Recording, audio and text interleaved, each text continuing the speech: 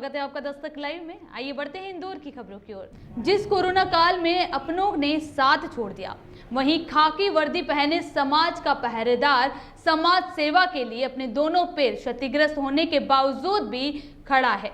जी हां, हम बात कर रहे हैं इंदौर के उप निरीक्षक कैलाश चंदेल की, जिन्होंने वर्दी का असली मानवीय चेहरा समाज के सामने लाकर रख दिया है। हिम्मत है मर्दा तो मदद है खुदा, ये बात कहावत तो आपने सुनी ही होगी।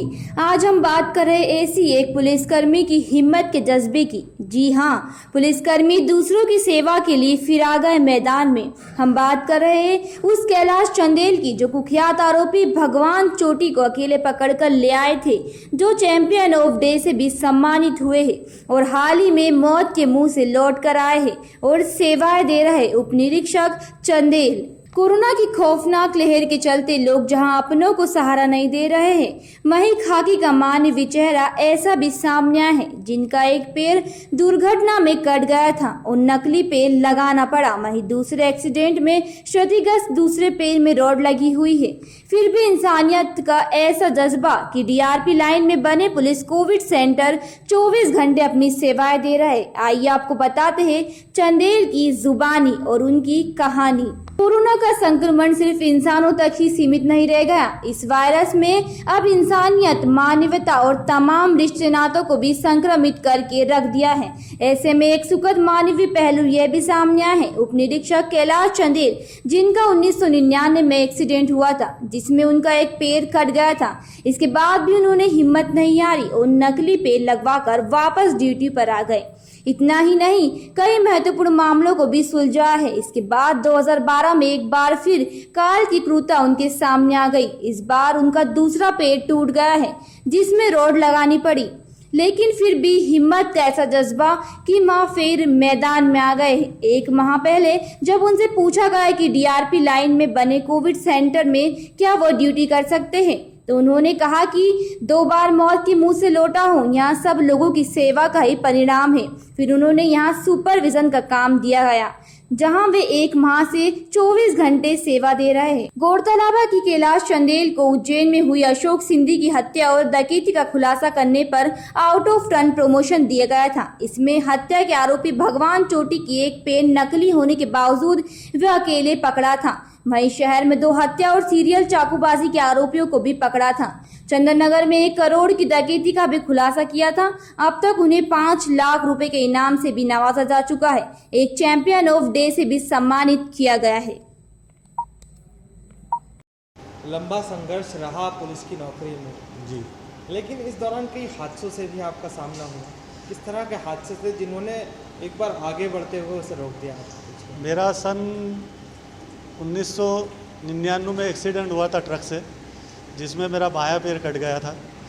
उसके बाद में साल भर बाद वापस अपनी जॉब पे आया। वो पुनः मैंने संघर्ष करके आर्टिफिशियल पैर लगा के वो पुनः नौकरी ज्वाइन करी। उसके बाद में लगातार ही संघर्ष करता रहा। इस संघर्ष के बाद में जब हम बात करें कि लोग एक्सीडेंट या कुछ ऐसा दुर्घटना होने के बाद में पिछड़ जाते हैं, एक लूप लाइन में चले जाते हैं, लेकिन आपने उसके बाद में कई ऐसे खुलासे किए, कई ऐसे कारनामे दिखाए जिससे आपका प्रमोशन भी हुआ और कई अवार्ड भी जीते।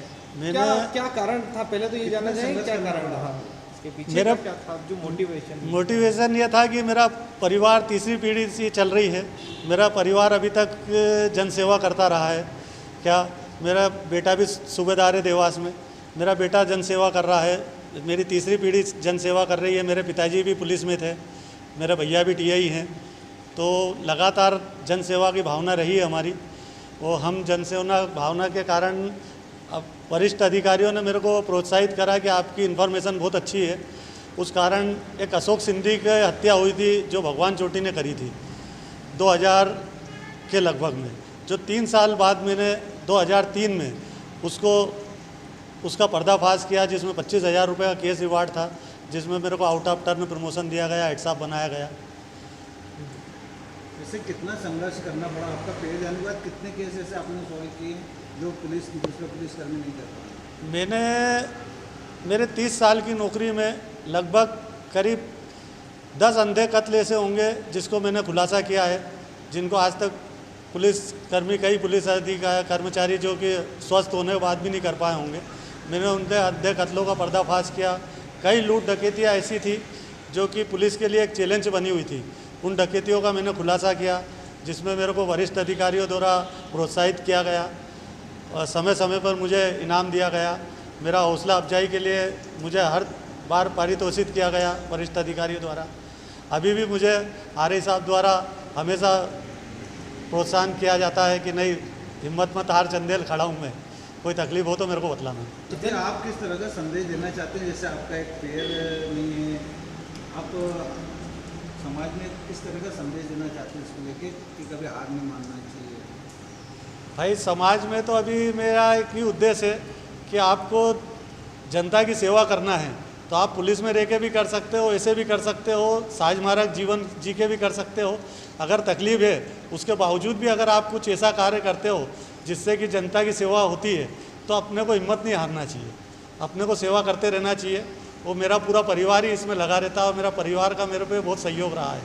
मेरे पीठ पीछे मेरा परिवार ने मुझे बहुत सहयोग दिया है। सर, अभी आप एक कोविड काल में ड्यूटी कर रहे हैं यहाँ पर, तो मैं करीबन इस हॉस्पिटल में साल भर से हूँ और समय समय पे मेरे को आरआई साहब द्वारा प्रोत्साहित किया जाता है। समय समय पे आरआई साहब द्वारा मेरे से वार्तालाप की जाती है कि आपको कोई तकलीफ़ तो नहीं है। मैंने बोला नहीं सर, मेरे को कोई परेशानी नहीं है। उसमें यहाँ पे करीब 300 पेशेंटों का इलाज हुआ है और 300 पेशेंट स्वस्थ होके गए हैं। उनके बीच में मैं लगातार ड्यूटी करता रहा हूँ। क्या कारण है कि आप इस अस्पताल में, क्योंकि इतने बड़े खुलासे करने के बाद शहर में आज भी अपराध लगातार हो रहे हैं और अपराधों में भी जो है आपका सूचना तंत्र इतना अच्छा है, उसके बावजूद आपको यहाँ पर रखा गया है? थोड़ी सी मेरे पैर में तकलीफ है, इसके कारण मेरा मनोबल तो कभी कभी ऐसा लगता है कि थोड़ा सा ऐसा नहीं कि रात बिरात कहीं ड्यूटी ज़्यादा पड़ जाए तो मेरे को जाने आने में कहीं तकलीफ हो। स्वेच्छा से आप नहीं? स्वेच्छा से मैं जाना नहीं चाहता हूँ। आपका नाम? कैलाश सिंह चंदेले, सहायक उप निरीक्षक। अभी के लिए इतना ही। लगातार खबरों के लिए बने रहिए दस्तक लाइव के साथ। नमस्कार। संकल्प कोरोना से बचाव के लिए सभी प्रकार की सावधानियों का पालन करेंगे, जैसे मास्क लगाएंगे, सोशल डिस्टेंस का पालन करेंगे, वैक्सीन लगवाएंगे। पहले 45 प्लस और अब 18 प्लस की बारी है। वैक्सीन लगवाने की हम सब की जिम्मेदारी है। नगर पालिका परिषद, सारंगपुर, मध्य प्रदेश।